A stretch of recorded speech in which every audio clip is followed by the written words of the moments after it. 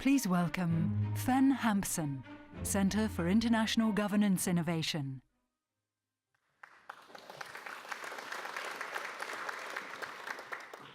Thank you very much. My task is to report on the findings of the Digitalization Task Force. I'd like to thank my three co-chairs, Dennis Gorlich, Hei Fan, Samir Saran, and the 35 members who contributed to its work.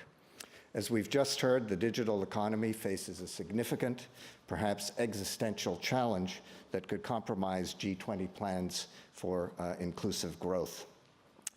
There have been many costly instances, as we just heard from Michael Chertoff, of distributed denial of service, ransomware, and other kinds of attacks on financial institutions, some of them in recent days.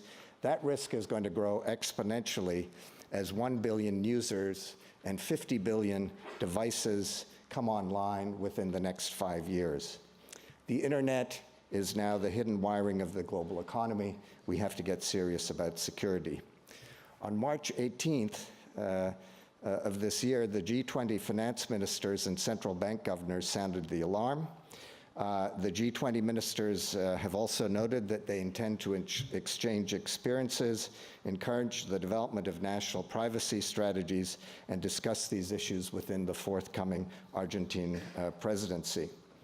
There are 5 constructive avenues for G20 initiatives as we go forward, and let me just list them for you. First, as we've just heard from Michael, as recommended by the Carnegie Endowment of International Peace in their work for the Digitalization Task Force, G20 governments could formulate and endorse a G20 norm regarding state-to-state cyber conflict so that states do not conduct or knowingly support any activity that intentionally manipulates the integrity of financial institutions, data, and algorithms wherever they are stored or when they are in transit.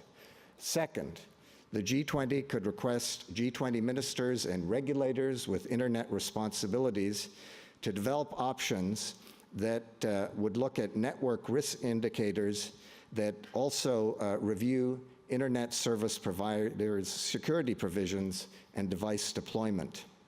And that could extend on ways to how best secure IoT, Internet of Things devices, and IoT labeling.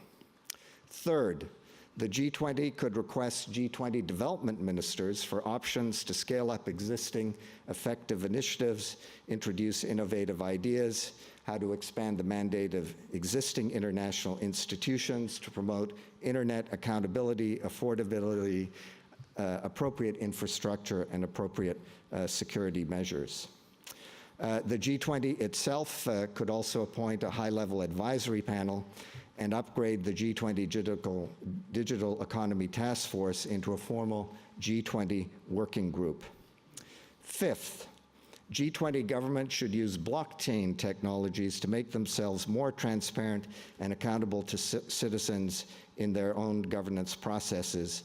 And there are 3 areas in particular where adopting blockchain technologies could make a real difference. One, blockchain technologies have real operational potential to help realize the environmental commitments we heard about this morning under the Paris Agreement. They can also be used to monitor and manage global supply chains at a granular level in real time. And thirdly, introducing distributed ledger technologies into central banking and global financial cooperation under the Basel Agreement can provide the real-time data on monetary and financial flows which G20 countries clearly need in order to make financial resilience and inclusive growth a reality. Thank you.